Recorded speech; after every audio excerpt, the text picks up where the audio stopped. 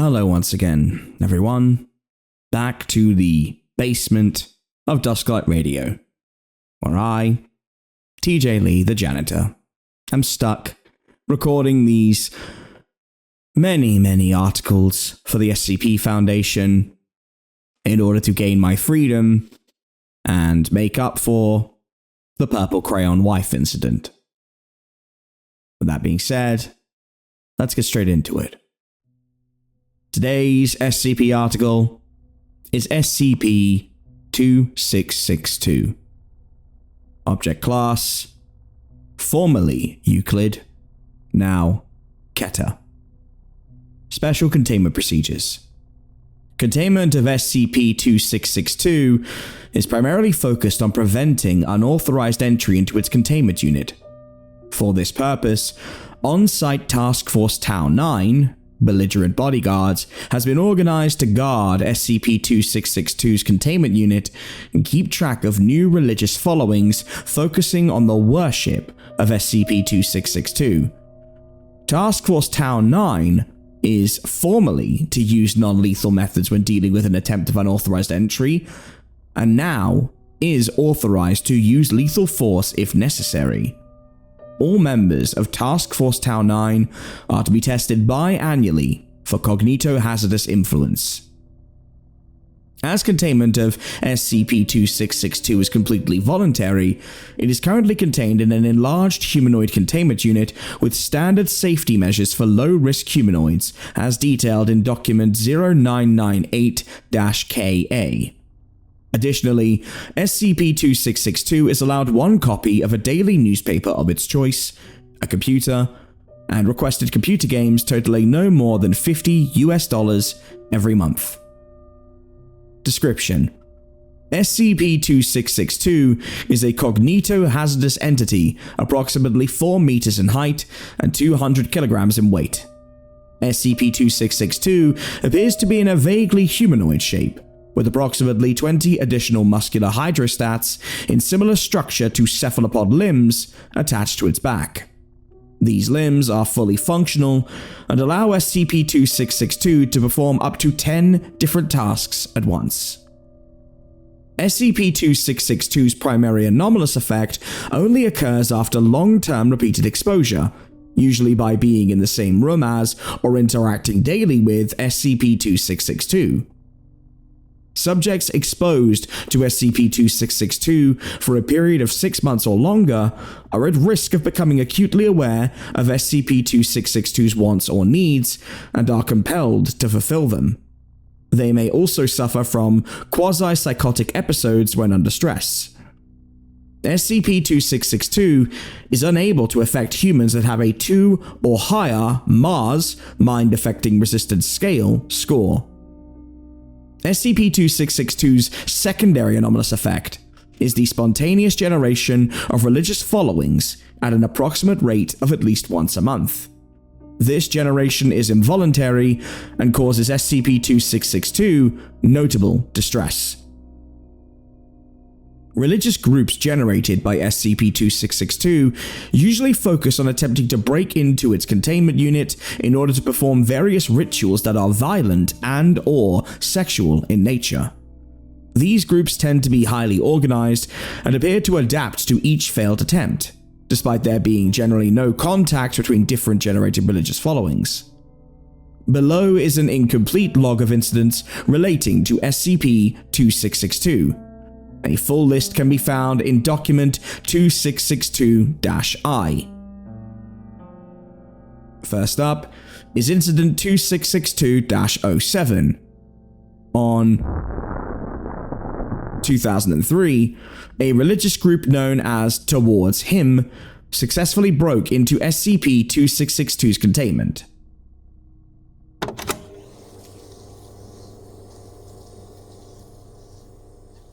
(2250) SCP-2662 is seen taking a shower in preparation for sleep. There is a loud noise as previously undiscovered explosives are detonated underneath the center of SCP-2662's containment unit. 2251. 5 injured civilians climb out of the hole left by detonation.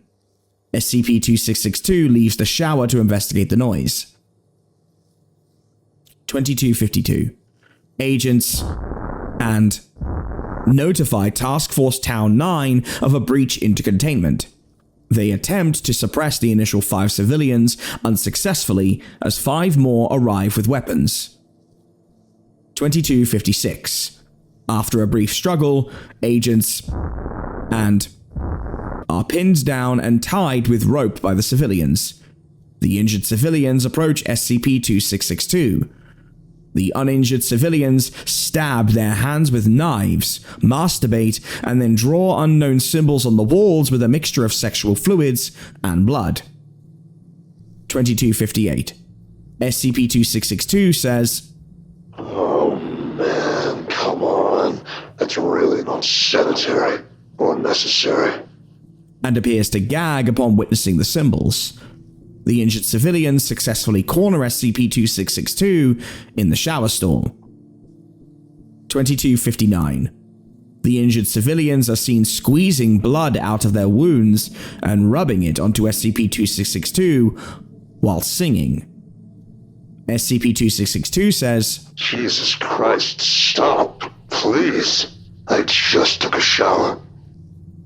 2300. Task Force Town 9 arrived to SCP-2662's containment unit. Task Force Town 9 managed to suppress all civilians successfully and proceed to move SCP-2662 to a temporary unit until repairs can be completed. Incident 2662-13. On 2005, a religious group known as the Betrothed successfully broke into SCP-2662's containment unit. 822. SCP-2662 is seen eating breakfast and reading a newspaper. 824. Security officers stationed at SCP-2662's containment unit enter with a researcher. The researcher can be seen carrying a piglet. 825. SCP-2662 asks, "Can I help you?" 826. Researcher replies, "Oh, our Lord, please accept this innocent suckling swine, freshly orphaned from slaughter of both mother and father. May its soul of loss feel you." Researcher proceeds to castrate the piglet in front of SCP-2662 and places the testes on SCP-2662's food. 828. SCP-2662 says, No thanks. I'm full. Go home. Your, Lord is pleased with the offering." Task Force Town 9 is notified of a breach into containment. 829. SCP-2662 attempts to read its newspaper. Researcher slits the piglet's neck and throws it onto the table. Blood splatters the newspaper. 830. SCP-2662 says, What? Look, can you read a Bible or something? You really, really need it. SCP-2662 puts the newspaper down. The accompanying security officers execute researcher via gunshot to the head. They then begin consuming them. 832. SCP-2662 leaves the scene to vomit in a toilet. 834. Task Force Town 9 arrived to move SCP-2662 to a temporary containment unit and detain the guards.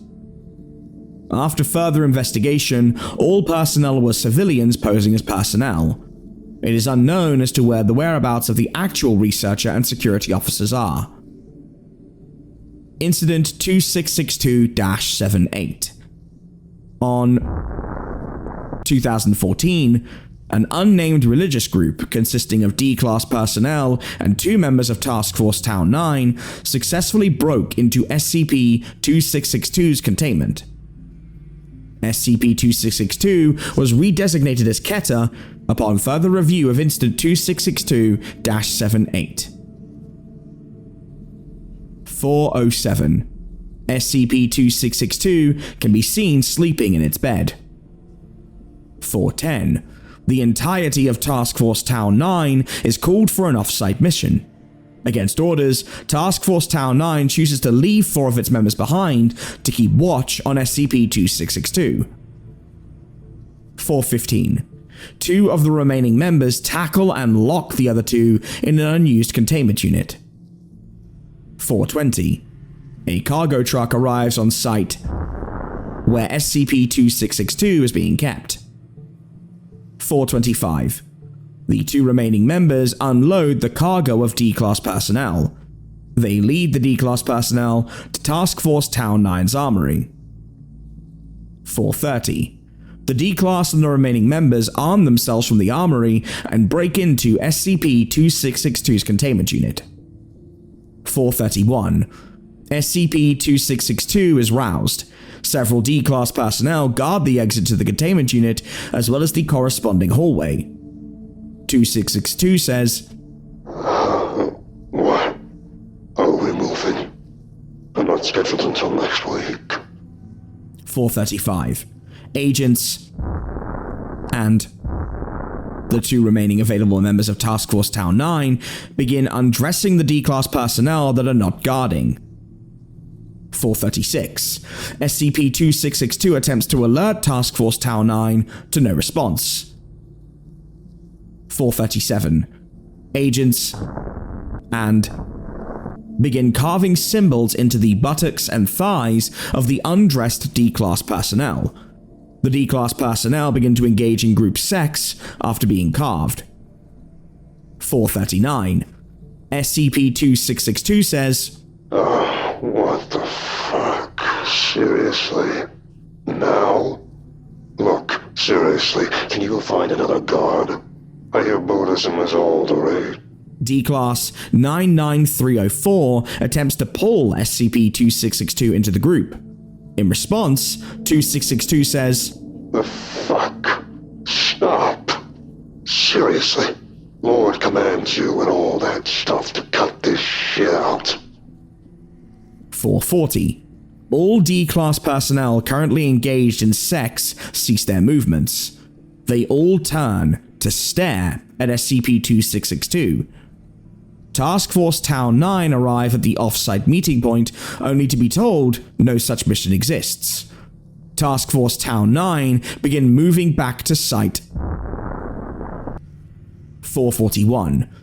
2662 says, Oh, thank God. I can control you guys now. Kinda. Maturity's happening right on time. Good to know. Okay, tell me what the fuck is going on here. 4:42. Agent responds, After the blood birthing ritual, we're gonna take you to your sacred chambers where we, our families, and our lineage will remain in service to you for all of eternity. The people here cage you. With us, you may go where you please. 4:45. 2662 says, You must be kidding. I can leave whenever I want. I just have to ask. Besides, the D-Class personnel begin to continue engaging in group sex. 2662 responds again. Seriously, stop. You're all fucking disgusting. I'm not even ready to settle down with a cult yet. I'm only like 200 years old. I'm barely legal. 4:46. Agent responds, Do you really think the Foundation will let you go if you ask? Well, you can certainly ask.